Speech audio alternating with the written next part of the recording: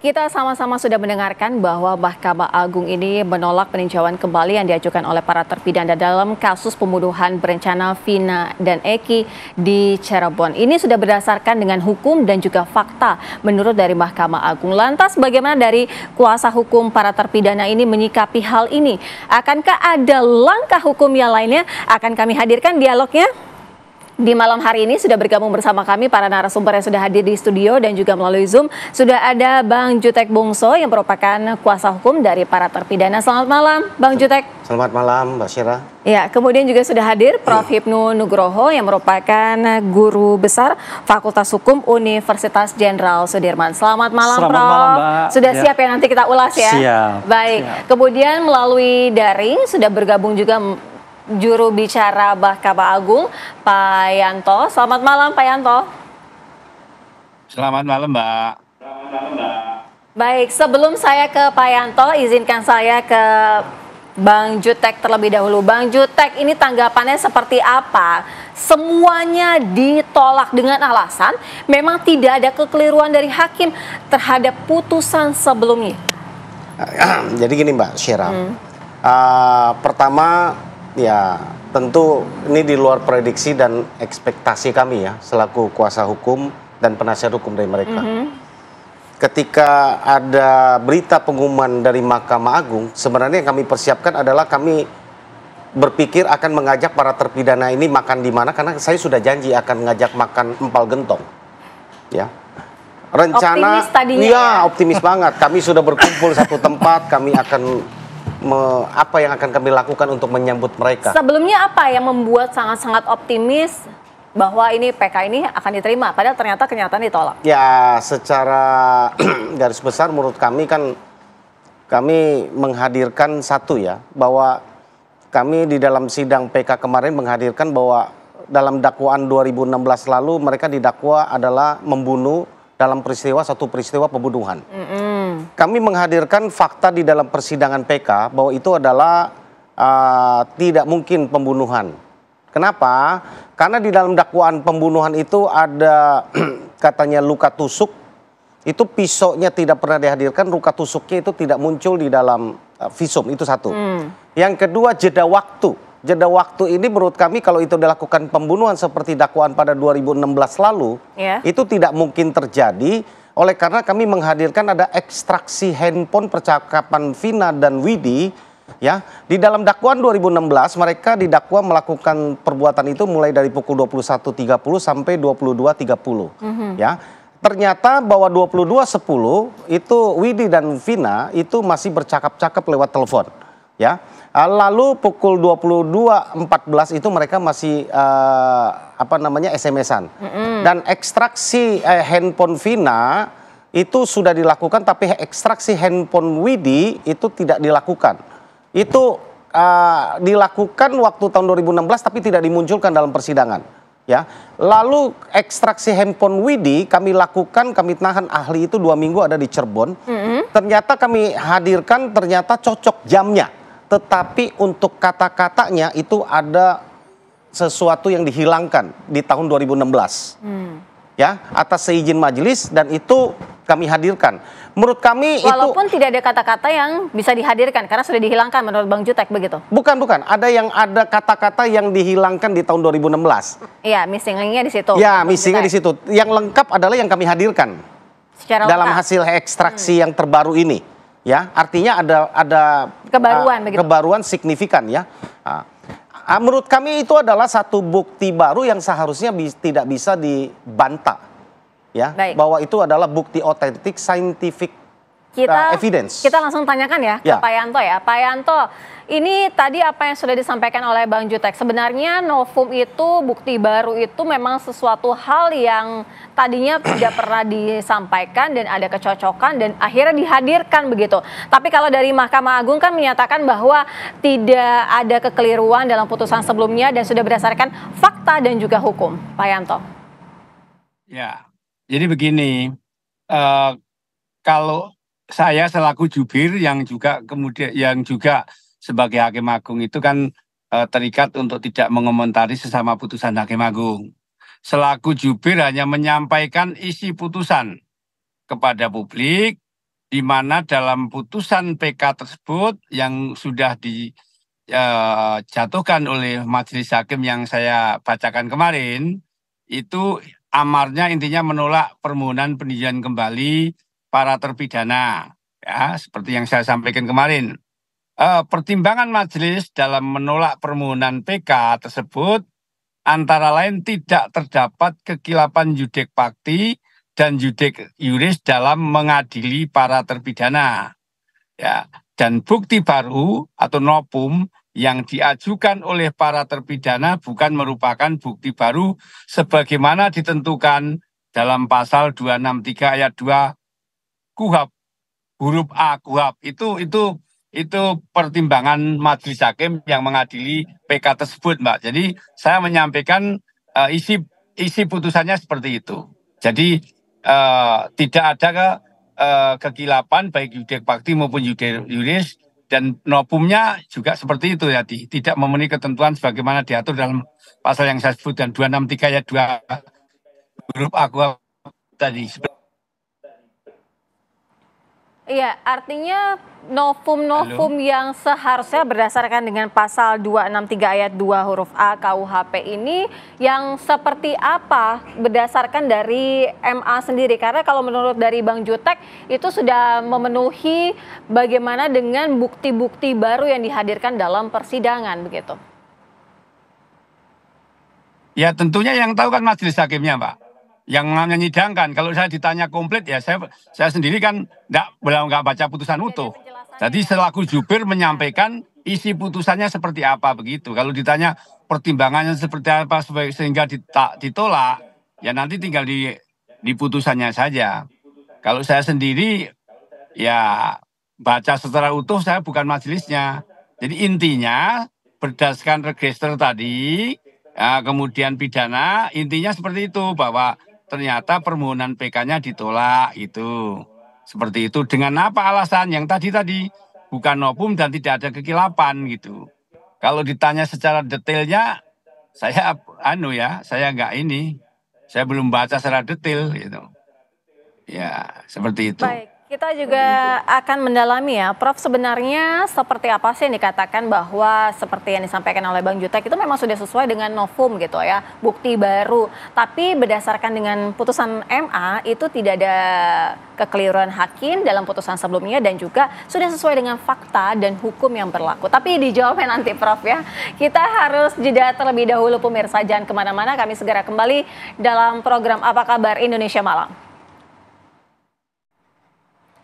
Pemirsa, sebelum kita lanjutkan dialog kami malam hari ini, terlebih dahulu kami akan mengajak Anda bagaimana untuk merimain ulang bagaimana peristiwa pembunuhan berencana terhadap Vina dan Eki di tahun 2016 silam. Berikut ini informasi yang kami hadirkan kepada Anda untuk kembali kami merecall ingatan Anda mengenai peristiwa di mana pembunuhan sadis Vina pada 27 Agustus 2016, yaitu ada korbannya Vina dan juga kekasihnya Rizky yang saat itu melewati kawasan Kali Tanjung.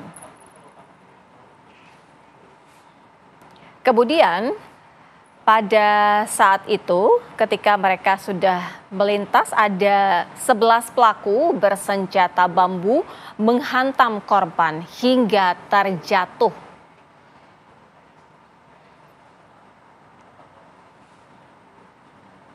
Selanjutnya korban dibawa oleh para pelaku ini ke tempat yang sepi.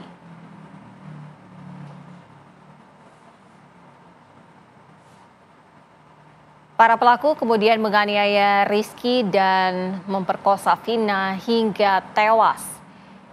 Ini merupakan kronologi pembunuhan sadis Vina dan juga Eki. Kemudian pada tanggal 28 Agustus 2016, jasad kedua korban yang ditemukan di Jalan Layang, Desa Kepongpongan. Ini merupakan kronologi yang disampaikan oleh pihak kepolisian berdasarkan dengan proses penyelidikan dan juga penyidikan. Kita langsung saja lanjutkan dialog sebelum saya akan membahas mengenai apa yang tadi sempat disebutkan ya, barang bukti tidak ada kebaruan kalau menurut dari Mahkamah Agung begitu ya, itu sudah sesuai dengan apa yang disampaikan dalam pasal 263 nomor 2 ayat huruf B ya, huruf A, kemudian dalam KUHP. Tapi kalau misalnya dari Prof. Hipnu, kalau kita belum berbicara mengenai bukti baru yang berbeda persepsi ya sebenarnya ya.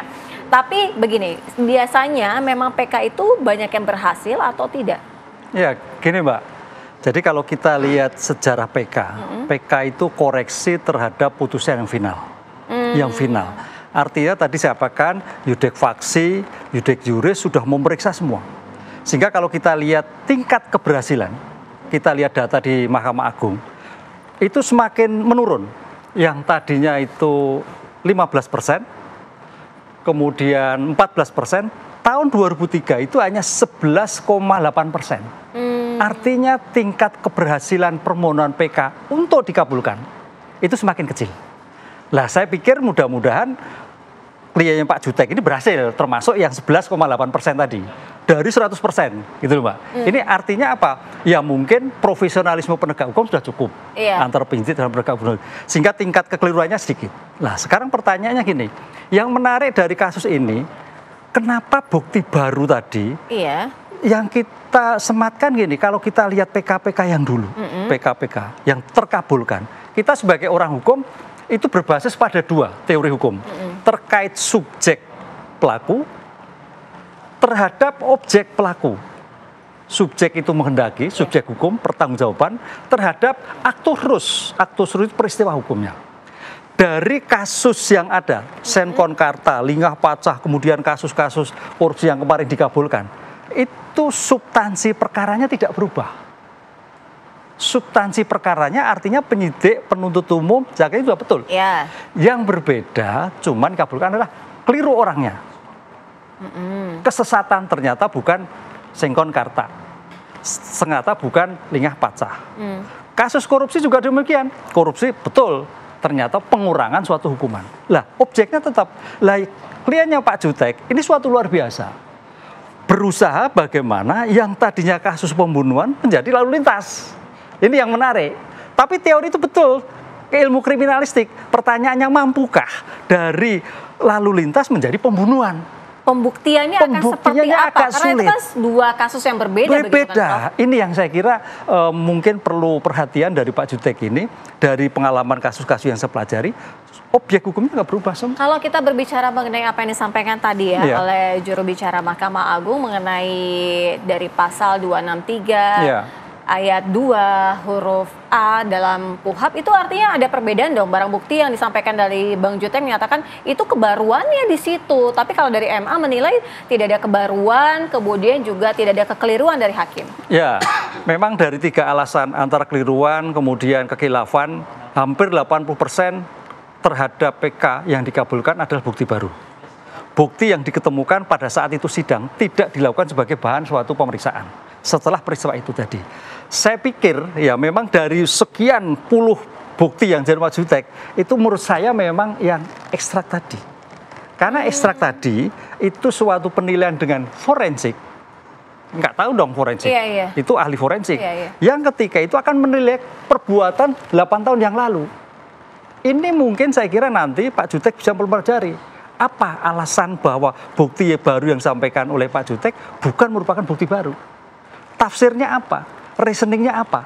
Sehingga bisa menjadikan suatu perhatian bahwa ini adalah ternyata iya atau tidak. Nah, kalau tafsir berbeda-beda, karena kan pasti kan subjektif gitu ya, Prof. Walaupun memang ada objektivitasnya adalah hukum. Tapi kan seperti apa dong putusan hukum itu? Ya, disinilah peradilan kita itu adalah civil law. Peradilan negara. Polisi negara, jaksa negara, hakim negara. Tafsir ada pemegang palu, yaitu ada majelis. Tapi paling tidak tafsir itu berdasarkan subjektif yang diobjektifkan dong. Nah gitu loh. Teorinya apa, kajiannya seperti apa kan gitu. Baru oh ternyata ini bukan bukti baru, sudah diperiksa. Ini saya kira adu forensik nanti sangat menarik dari bukti itu. Bang Jutek, tidak ada bukti baru. Jadi bukti yang disampaikan itu tidak ada kebaruan dan juga ya sudah pernah disampaikan juga begitu. Ya memang ini cukup menarik apa yang disampaikan Prof. Hipnu ya. Bahwa menurut kami kalau itu tidak diaku menjadi novum itu sungguh aneh bin ajaib buat kami ya. Kenapa? Karena itu satu diekstraksi atas izin dari majelis yang memeriksa di awal persidangan PK, artinya sah loh secara hukum acara. Iya. Ya, diizinkan oleh pengadilan, diekstrak, disumpah, ya, dihadirkan. Karena itu belum pernah dihadirkan sebelumnya. Jadi baru diekstrak saat persidangan, 2 minggu selama persidangan kami minta ditunda persidangan, diundur untuk menghadirkan, menyelesaikan ekstraksi itu. Itu pun tidak dianggap menjadi novum. Itu sungguh aneh. Ini kenapa begitu penting ekstrak itu kami jadikan novum? Karena di situ berisi informasi yang mematakan bahwa peristiwa itu adalah pembunuhan. Hasil ekstraksi kami itu membuktikan bahwa tidak mungkin peristiwa itu adalah satu peristiwa pembunuhan dari sisi durasi waktu. Durasi waktu yang dituduhkan peristiwa itu terjadi adalah 21.30. Yang 22.30 jenazahnya ditemukan. Dan 22.14 itu mereka masih komunikasi. Jarak 16 menit sisa dan 22.30 itu sudah datang TKP, ada polisi dan banyak masyarakat hadir di situ. Jarak dari lokasi TKP ke kantor polisi terdekat itu 5 menit. Pasti ada yang ngadu 5 menit ke sana. Polisi datang, langsung datang nih. Anggap mendengar langsung datang. Nggak nanya ABC lagi. Itu waktu sudah 10 menit. Sisa jeda waktu hanya 4 menit. Ya, lalu ada bukti lain bahwa ada saksi yang kami hadirkan melihat bahwa peristiwa itu adalah menyaksikan ada peristiwa kecelakaan di situ. Dan kami kenapa hadirkan di situ, Prof. Hipnu? Karena kami lihat saksi yang kami hadirkan ini berkesesuaian dengan bukti fakta yang 2016 lalu. Ya, luka mereka kecelakaan itu sudah dihadirkan oleh dokter forensik bahwa itu bukan luka tusuk tapi luka geser. Ya, mereka lukanya mayoritas sebelah kanan. Nggak mungkin kalau orang menganiaya pilihnya sebelah kanan dua-duanya, mau dipukul kanan dulu. Itu yang kami hadirkan, logika-logika itu gitu kan. Jadi motornya pun rusak sebelah kanan. Kemudian durasi waktu tidak mendukung adanya pembunuhan, tidak mungkin memindahkan TKP kejar-kejaran lalu kembali ke tanah kosong dan sebagainya. Kemudian tidak ada saksi yang melihat. Saksi yang melihat itu Aib dan Dede. Dede sudah mencabut mengatakan itu bohong. Liga Akbar yang melihat mengatakan juga itu bohong. Warga sekitar di situ sudah kita hadirkan, tidak ada yang melihat, barang bukti nggak ada. Kita hadirkan bahwa ternyata bambunya baru dipotong saat penangkapan. Banyak begitu. Kami mau hadirkan bahwa itu bukan Baik, mereka pelakunya. kita tanyakan ke Pak Yanto. Pak Yanto, tadi apa yang sudah disampaikan keresahan dari Bang Jutek bahwa itu bukti-bukti yang dihadirkan memang sudah seperti itu. Ada ekstraksi, kemudian juga sudah disampaikan bahwa ada fakta-fakta yang mengemuka yang tadi sebelumnya belum bisa disampaikan dalam persidangan. Nah, bagaimana tanggapannya, Pak Yanto? Ya, tanggapan kan udah diputus majelis seperti itu ya. Jadi kalau saya ditanya tanggapan, saya bukan hakimnya. Yang lebih tahu itu hakimnya.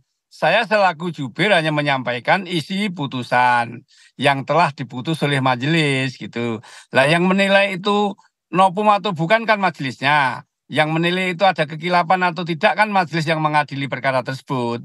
Jadi intinya putusan majelis tersebut menolak permohonan peninjauan kembali para terpidana ya dengan pertimbangan tadi ya bahwa tidak terdapat kekilapan yudek juris dan yudek fakti serta novum tersebut tidak sesuai dengan ketentuan novum yang dikendaki pasal 263 ayat 2 KUHP tadi, Mbak. Nah, kalau nanti detailnya seperti apa nanti kan bisa dilihat di pertimbangan di putusan. Nanti kan para pihak, nanti jaksa dan terpidana serta kuasanya kan akan mendapat salinan putusan dari Mahkamah Agung. Nanti dilihat, bisa dibaca di situ apa yang menjadi pertimbangan sehingga tidak terdapat kekilapan yudek fakti yang yudek juris, serta apa yang menjadi pertimbangan sehingga novum tersebut bukan novum yang seperti yang dikehendaki dalam pasal 263 ayat 2 huruf A KUHP seperti itu, Mbak. Iya, Pak Yanto, kita sama-sama tahu bahwa itu memang keputusan dari hakim, kemudian penilaian dari hakim. Tapi paling tidak begini Pak Yanto, apa yang Bapak dengar pada saat ini keresahan dari Bang Jutek? Nah, kalau menurut dari Pak Yanto sendiri, pengalaman Pak Yanto sendiri, itu seperti apa? Apakah memang kategori seperti itu memang sudah tidak sesuai dengan dikatakan itu bukti baru? Atau sebenarnya bisa-bisa saja seperti yang disampaikan Prof. Hipnu, mungkin ada persepsi yang berbeda begitu? Ya yang tahu, yang menilai kan majelis hakim yang mengadili. Dia yang tahu majelis hakim yang mengadili. Yang jelas dalam putusan tersebut bulat, tidak ada dissenting. Artinya bulat, satu kata bahwa itu adalah bukan novum dan tidak ada kekilapan seperti itu. Ya, baik. Mungkin belum ada informasi juga yang disampaikan oleh dari hakim ya kepada juru bicara Mahkamah Agung ya. Kita nanti tentu akan masih mendalami juga dengan Prof. Hipnu dan juga Bang Jutek. Kami segera kembali usai jeda. Kita lanjutkan dialog. Pertanyaan selanjutnya adalah apakah langkah hukum yang akan diambil oleh para narapidana ini, Bang Jutek, langkah hukum apa selanjutnya? Apakah akan tetap kembali mengajukan PK atau akan ada langkah hukum lain yang akan ditempuh? Kemarin ketika putusan itu dibacakan, langkah pertama kami selaku penasihat hukum adalah menenangkan keluarganya. Lalu kami kunjungi 7 terpidana di lapas. Kami sampaikan kepada mereka bahwa harus tenang, kita harus tetap semangat, bahwa ini bukan akhir dari segala-galanya, bahwa masih banyak langkah hukum bisa kita lakukan. Saya jelaskan kepada mereka ketika di lapas, kepada para 7 terpidana nih, Mbak. Saya bilang langkah hukum yang bisa dilakukan ada grasi, ya, ada apa namanya, amnesti. Kalau ya. grasi berarti kan artinya harus mengakui perbuatan pembunuhan. Itu kami jelaskan kepada mereka. Kalau grasi itu salah satu syaratnya mereka harus mengakui pembunuhan itu. Lalu mereka langsung jawab, Pak, kalau itu jangan. Kami tidak mau. Lebih bagus kami mati dan busuk di lapas daripada kami harus mengakui itu. Jadi garasi 2 kali kami tanyakan itu dan disaksikan oleh mereka nggak mau. Ya, artinya mereka tidak mau mengakui bahwa itu mereka tidak pernah lakukan. Ya, lalu pilihan berikutnya adalah amnesti. Amnesti ini adalah kami bersifat pasif. Ini harus bersifat dari pemerintah ya, presiden dalam hal ini. Ya, memberikan mengesampingkan bahwa ini tindak pidana demi kepentingan umum gitu ya. Nah, ini kira-kira ini yang dilakukan, ini kalau pilihan. Pilihan yang lain mungkin kita akan lakukan PK. PK ini tentu kami harus mencari novum baru. Novum baru ini, ya kan, kami sedang berproses laporan polisi kepada Bareskrim Mabes Polri terhadap Aib, laporannya terhadap Aib Turudiana, terhadap Pasren dan Kavi. Ya. Satu LP yang menurut kami tidak mungkin tidak naik sidik adalah laporan kami terhadap Aib. Kenapa saya katakan tidak mungkin tidak naik sidik? Kami melaporkan Aib ini memberikan keterangan palsu. Tadinya kami melaporkan Aib dan Dede sebelum Dede mengaku. Ketika kami melaporkan Aib dan Dede, tiba-tiba Dede datang ke Pak Deddy Mulyadi dan mengaku bahwa betul yang dia telah berbohong. Yang dia ceritakan itu bohong. Tahun 2016 lalu kesaksian dia yang membuat para terpidana ini dihukum itu tidak pernah dia tahu. Bukan dia tidak hadir dan dia tidak melihat apa-apa. Artinya ada salah satu yang berbohong. Ini nggak mungkin nggak naik ke sidik. Kalau nggak Dede yang benar kan Aib yang benar. Ini tugas Pak Polisi untuk buktikan. Saya harapkan kawal kasus ini sampai inkrah, maka akan kami bawa ini menjadi bukti. Siapa yang benar? Berarti kan ada ketidakbenaran. Tadinya mereka kompak mengatakan ini melihat secara kasat mata mereka ini klien kami ini 8 orang ini adalah pelakunya, 3 DPO. Yang nggak tahu limbahnya di mana, ya ternyata Dede mengatakan ini bohong. Ketika ini mengatakan bohong, berarti ada salah satu yang berbohong. Siapapun yang berbohong, ini akan menjadi novum buat kami. Dan itu yang akan diajukan dalam PK. Iya, apalagi terhadap kasus Pak Rudian, oknum ya, saya nggak sebut nama ya. Kami laporkan kan gitu ya. Kami laporkan ada dugaan penganiayaan. Ini sudah diamini oleh institusi polisi sendiri dan sudah diambil tindakan. Ya, oleh sidang etik 2016 lalu. Lalu lembaga Komnas HAM sudah mengamini bahwa ini ada terjadi ya dugaan penganiayaan itu. Begitupun LPSK. Ada press release-nya mengatakan demikian. Ya, lalu menurut saya apakah dengan hanya kode etik pidananya berhenti? Ini kami tuntut pidananya, pertanggungjawabannya. Apalagi menurut para klien kami anak-anak yang korban bahwa penganiayaan itu bukan hanya itu yang dihukum kode etik kemarin, ada yang lain yang kami laporkan. Pak Polisi silakan dong. Ya kan, 2 itu aja silakan. Gitu kan kami akan kawal. Kemarin alasannya takut mempengaruhi hasil PK. PK sudah selesai, kami akan kawal ini Ya, menurut saya ini tidak boleh berhenti karena Baik, itu jalan baik. satu-satunya buat kami ke Tidak sana. akan berhenti ya. Kita Ya. tanyakan kepada Pak Yanto. Pak Yanto, kalau misal dari kuasa hukum para terpidana ini akan melakukan langkah hukum selanjutnya, PK akan dalam waktu terdekat lah. Tapi paling tidak apa saja syaratnya untuk pengajuan PK kembali? Kemudian mungkin ada durasinya, ada syarat-syarat tertentu Pak Yanto atau tidak ada? Iya, pada dasarnya kan PK sekali. Namun demikian, PK 2 kali dibolehkan sepanjang kan ada itu di Perma itu ada itu ya. Nah, bisa PK 2 kali sepanjang ada pertentangan antara putusan satu dengan yang lain itu. Itu ada di Perma, nanti bisa dibaca itu persyaratan. Tentunya penasihat hukum sudah paham di isi Perma itu sebenarnya. Baik, Mbak. kalau dari Prof. Hipnu, sejauh ini langkah hukum yang tadi sampaikan Bang Jutek, PK, Iya. kemudian juga akan ada amnesti. Iya. Kalau Prof. Hipnu melihatnya akan seperti apa nih dengan pengajuan langkah hukum selanjutnya yang diajukan para narapidana? Ya, langkah hukumnya kita merubah substansi, Mbak. Substansi perkaranya adalah mengikuti dari putusan yang sekarang sudah diputus, Iya. yaitu kasus pembunuhan. Nah, dari kasus pembunuhan tadi, karena ini PK itu tanpa batas waktu, mohon Pak Jutek agak sedikit sabar. Cari bukti yang betul-betul akurat. Betul-betul akurat. Karena memang, putusan Mahkamah MK itu memang dibolehkan 1 kali. Tapi di Perma itu cukup 1 kali. Memang perdebatan seperti itu. Tapi dalam praktek juga, ada putusan MK itu sampai 4 kali dikabulkan. Nah ini saya kira masih banyak cara lah, karena tujuannya baik kan. Yeah. Yang pertama yang kedua, dengan bukti-bukti baru, dengan konsep, dengan pembunuhan, maka bukti baru itu paling tidak dengan kasus yang ada itu tidak merubah dari perbuatan hukumnya. Perbuatan hukumnya pembunuhan, tapi siapa pelakunya? Goalnya itu di sana. Goalnya ini 7 orang ini apakah dia sebagai pelaku pembunuhan? Ataukah salah satu? Saya kalau berpikir ya mudah-mudahan 7. Tapi dari konteks suatu perbuatan paling tidak itu ada 1 atau 2. Atau kemarin Pak Jutek, saya bayangkan Saka Tata. Karena itu anak kecil yang belum tahu apa-apa peristiwa yang terjadi mungkin. Tapi kok masuk semua kan itu loh. Lah inilah saya kira. Yang kedua amnesti. Tadi sudah sebut amnesti ini bagus. Karena program Pak Prabowo dalam rangka mengurangi overkapasitas itu adalah mengurung LP yang sebaik mungkin. Lah pertanyaannya apakah ini bisa? Bisa, karena ini adalah masih anak-anak. Seumur hidup di LP apa yang diinginkan?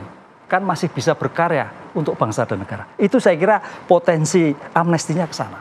Sehingga betul-betul bisa lepas dari suatu perbuatan pidana. Baik, kalau untuk PK sendiri kan harus ada novum baru. Artinya apa yang tadi disampaikan Bang Jutek bisa dijadikan suatu novum ataupun bukti baru? Iya, bukti baru. Bisa? Bisa. Walaupun nanti perdebatan tadi Pak Yanto tadi, versi bukti baru Pak Jutek dan versi hakim berbeda. Berbeda lagi. Tapi paling tidak makanya coba tolong betul-betul bukti baru, bukan saksi.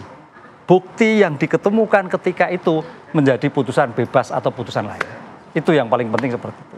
Ya, kita sebelum nanti pamungkasnya di Bang Jutek ya, kita akan hadirkan informasi untuk Anda di mana ini mengenai lika-liku juga ya dalam kasus peristiwa pembunuhan berencana terhadap Vina dan Eki. Di mana Peggy Setiawan ini sempat ditangkap Polda Jawa Barat pada 21 Mei 2024. Namanya masuk dalam daftar pencarian orang oleh Polda Jawa Barat. Di tengah proses penyidikan, Peggy pun melalui tim pengacaranya mengajukan untuk pra-peradilan ke Pengadilan Negeri Bandung pada 11 Juni 2024.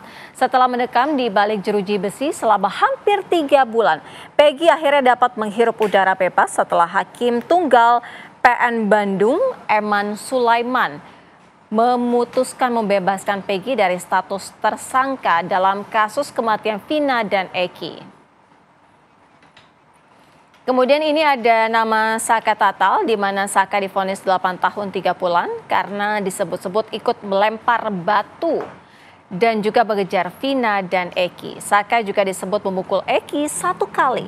Namun saat bersuara di publik, Saka menyebutkan dirinya tidak bersalah karena tidak ikut dalam peristiwa kekerasan yang berujung maut itu. Saka dan tim kuasa hukumnya mengajukan sidang PK untuk membersihkan namanya dengan mengajukan 10 bukti baru kepada Majelis Hakim PN Cirebon. Selanjutnya kami hadirkan juga masih mengenai lika-liku kasus kematian Vina Cirebon di mana ada 6 terpidana lainnya yang juga mengajukan PK di Pengadilan Negeri Cirebon. Mereka divonis hukuman seumur hidup dengan mengajukan upaya hukum peninjauan kembali atau PK. PK atas nama 6 terpidana kasus Vina itu diajukan ke Pengadilan Negeri Cirebon oleh tim kuasa hukum mereka dari Peradi.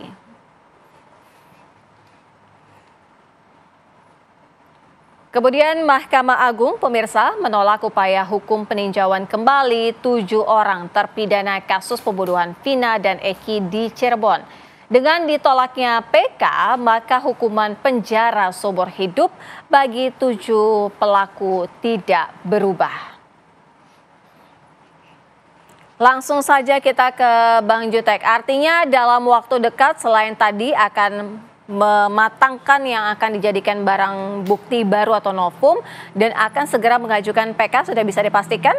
Atau akan terlebih dahulu mengajukan amnesti dan tidak akan mungkin ya melakukan gerasi? Ya. Jadi kami akan mungkin lebih cenderung memilih melakukan PK kedua. Ketika PK 2 seperti yang Prof. Hipnu katakan, kami akan matangkan, kami akan cari novum yang benar-benar baru.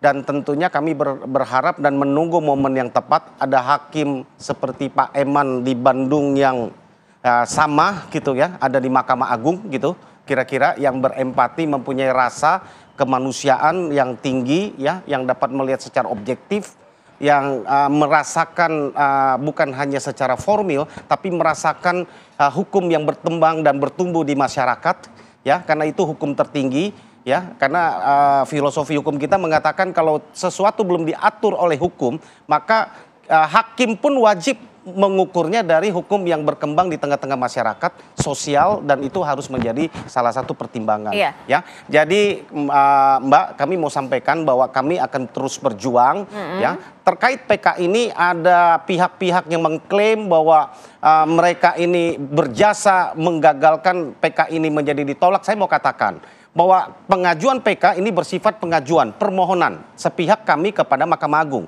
Tidak ada pihak lain yang mengaku kuasa hukum manapun yang akan terlibat di dalamnya. Kalau sekarang ini ada beredar bahwa kuasa hukum itu mengaku bahwa dia yang menang, kita yang kalah, itu saya pastikan tidak, bahkan akan bertanya. Ya, mumpung didengar oleh Pak Yanto, kami bertanya. Kalau dia berkatakan bahwa dia menang, kami yang kalah, kami akan bertanya ada apa? Apa yang dilakukan dia di Mahkamah Agung? Ya kan? Karena setahu kami memohon selaku kuasa hukum daripada terpidana, penasihat hukum, dan pihak lain itu tidak melakukan apa-apa. Kalau dia melakukan amicus curiae, itu adalah siapapun boleh melakukan, tapi bukan jasa. Jadi jangan mengklaim bahwa ini adalah siapa menang, siapa kalah, apalagi membawa nama organisasi yang menangani dan sebagainya. Menurut saya hati-hati, ya, karena di dalam hal ini sekali lagi saya katakan, kami bersifat memohon, dan ketika permohonan kami itu tidak dikabulkan, itu adalah pertimbangan hakim semata, tidak campur tangan dari pihak manapun. Baik. Baik, Bang Jutek tadi sempat bilang ya kalau keluarga dari para terpidana ini tidak setuju ketika Bang Jutek mengajukan untuk gerasi. Nah, artinya tidak akan dilakukan itu sama sekali, walaupun Bang Jutek sebenarnya juga menawarkan hal itu ya? Sampai saat ini belum, karena pintu untuk kalau upaya belum, hukum berarti yang bisa lain dilakukan dong? Ya, artinya sampai saat ini keputusannya kan tidak. Artinya ya, saya katakan tidak, kan mereka mengatakan tidak mau karena mengakui. Tidak mau mengakui. Ya, tapi kami kan masih, ya tadi Tapi dulu pernah nggak sih, Bang? Dulu mereka pernah melakukan itu oleh karena ketidaktahuan, ketidakpahaman mereka. Mereka lakukan itu. Setelah mereka paham, mereka menyesal, kan gitu kan. Mereka sampaikan dan saat ini mereka nggak mau. Baik. Gitu. Terima kasih Bang Jutek, Prof. Hipnu, terima kasih Pak Yanto, juga terima kasih. Demikian sudah dialog kami, perbincangan. Kita sama-sama akan menunggu ya langkah hukum yang akan diambil oleh para terpidana.